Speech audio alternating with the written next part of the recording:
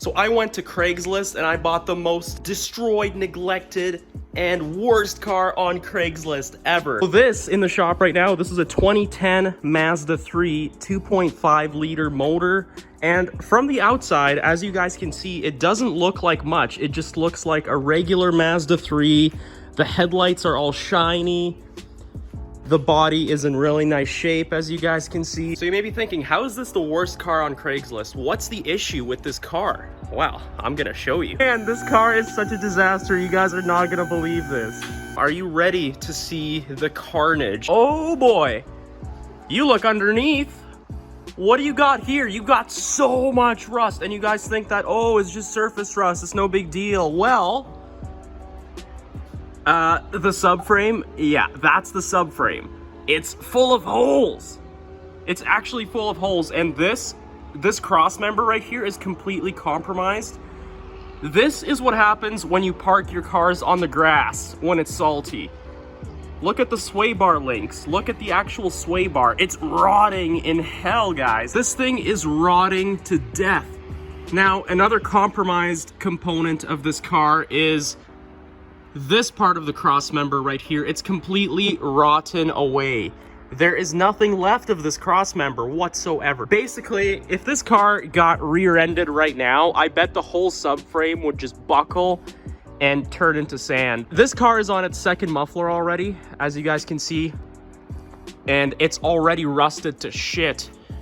The pipes are almost rotten, and it's just a mess in here. The only good thing about this car is it just has surface rust on the actual body of the car. It doesn't actually have any rot. As you can see, the rockers, there's just a little bit of surface, nothing major on the rocker. If you look at the front subframe, there's a little bit of surface rust here and there, but it's otherwise solid. It's still pretty damn rusty. I'm so glad I bought this car to fix myself, because this car is downright dangerous. If somebody else bought this car, had they not known, had they been driving on this car for another year, the salt would completely turn this rear subframe to dust. Just amazing how a car can look so normal on the outside, but once you get intimate with it, once you get under there, it's just a mess. And this is like every mechanic's worst nightmare. Seriously.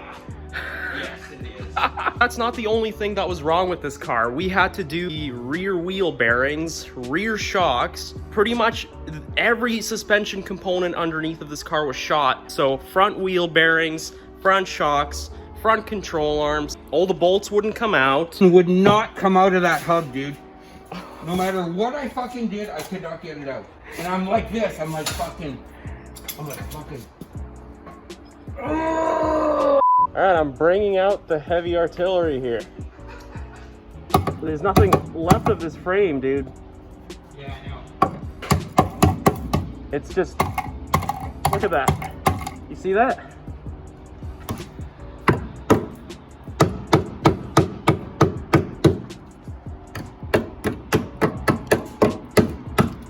If I hit it any harder, then this is gonna all turn to dust. Especially that part up there. Oh boy. Oh boy, look at that. You guys are wondering, how much did I spend on this car? $1,000.